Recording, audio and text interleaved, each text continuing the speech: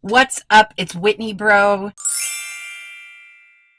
And this is going to be another episode of Talking Shit with Wit. I know I'm going to forget things because I don't have notes purely off the top of the dome. The first one on the list is going to be Jeffree Star or Jeffree Star Cosmetics. At one point, I did support his brand. Because I was a huge Jeffree Star fan from the MySpace era days. I was only like 12, 13. So again, we've learned our lesson. I'll put it that way. If you've been living under a rock, you may not know, or you might just be willfully ignorant. You might be one of those people that has supported him this entire time. Jeffree Star is racist. Jeffree Star is tokenizing. Jeffree Star has done a lot of very problematic things to the Black community and has denied those things. He did come out in a video and apologize. I want to say this was in between 2017, 2018, but it wasn't really an apology. It was more like, that's just what we did on the internet back then, and I'm sorry. You know, I mean, he had like fake emotion in there, but there was no real remorse. There's no, and you can tell that in some of his campaigns. He really, really tokenizes Black people. And there's even a creator, gosh, what's his name? There were two young Black men that were basically like his tokens. Gosh, I can't remember their names right now. I think one of their names was Cam. Maybe the other one's name was Chance. I'm going to put them on the screen because I just can't think of it right now. But they both were overly tokenized by him during the pandemic. And I think Cam has since come out with a video explaining how he felt like that and how he was made to feel the entire time working with Jeffree Star Cosmetics. It's been long enough on Jeffree Star. We don't support him. Just Google Jeffree Star controversy. Controversy? I can't talk. Just Google that, and Google will give you reasons that I may not have explained or elaborated on.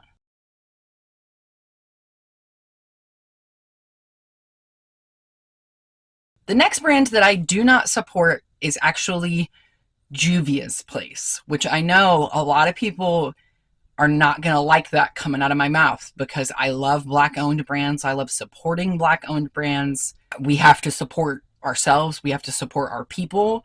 But you can't support a Black-owned business when that business doesn't even support the Black women it claims to exist for. Basically, with Juvia's Place, despite the owner being Black, she made lots of effort to not include Black influencers in any of her launches. Both Jackie Aina and Alyssa Ashley have talked about the tokenizing of Black creators and not standing on business for what you supposedly founded your business for. Chi-Chi's response publicly to people who have criticized her launches has been very gross, very distasteful, and I think it's very telling as a company. And I don't know if she has a board. She may have full ownership of her company, which is why it hasn't happened yet. But as a company, if you have a CEO that's that problematic, that's that rude to your customer base, you have to get rid of them. You have a moral obligation to do so. And when you don't, that's when you show your power with your dollars and you don't support that brand. Next brand up is Nomad Cosmetics. I used to love this brand. They were a very interactive indie brand that was very supportive on Instagram. And when you use their products, they would give you feedback. They would comment really nice things under your photos, and it felt good. So I wanted to support this brand, but they came out with a palette that had something to do with China. And one of the things that they used to describe the palette, or a shade name, something about that launch, was a slur towards Chinese people.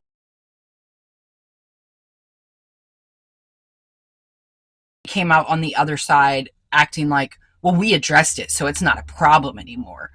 And I'm not Chinese, but I felt very disgusted by that, because if that was something that had affected the Black community, people would have reacted significantly different than they did. And I see a lot of people that I love and respect that still support this brand, and it kind of makes me want to throw up in my mouth a little bit, because I get that PR is nice, and I get that establishing a rapport with brands is nice, but do you really want to be associated with that type of a brand? That's the type of actions that they believe are okay. For me, no thank you. But for some people, free makeup talks, I guess. All right, we are down to the last two brands. Next up is P. Louise. I do not support P. Louise, have not supported P. Louise for a very long time. I wanted to when they first blew up for their rumor eyeshadow base. It was everywhere. You could not escape P. Louise. I think that's still how it is on TikTok, to be completely honest. And some people think that what she did is okay because she was singing a song.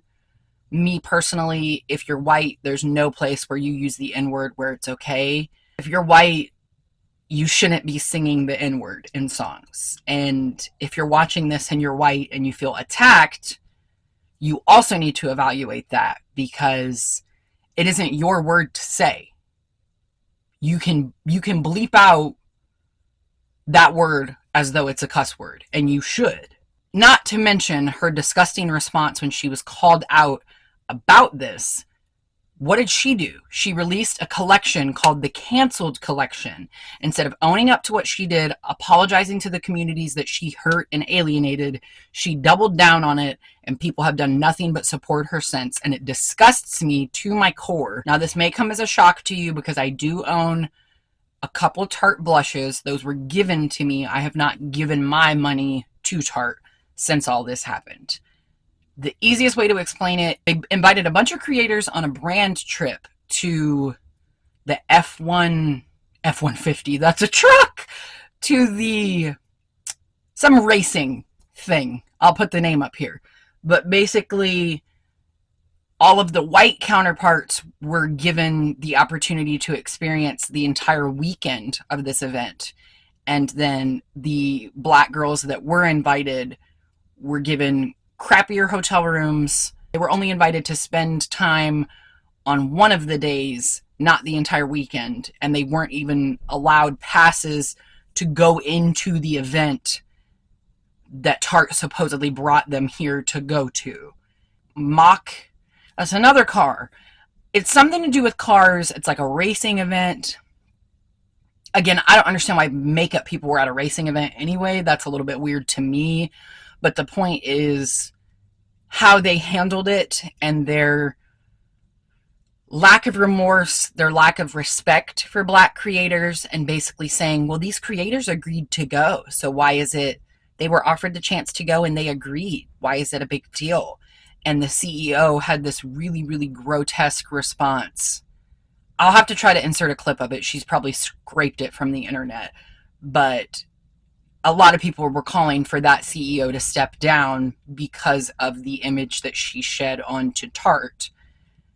As of this video being recorded, she has not stepped down that I know of. None of the CEOs in this video of people that I'm talking about have stepped down and given their brand a chance to shine beyond their controversy. Most of the people I've had on this list have done nothing but continue to have controversy. If you support any of the brands that I mentioned, don't take this as a personal attack, because it's very possible that you didn't know. However, if you do support them and you take this video as a personal attack, you come at me, I'm coming back. And that's all I have to say. Either you support these brands or you don't. If you don't like my opinion, go to the next video. It's not that hard. Either way, thank you so much for watching this video. Hope you had fun talking shit with Whit, and I will see you guys in my next one. Bye!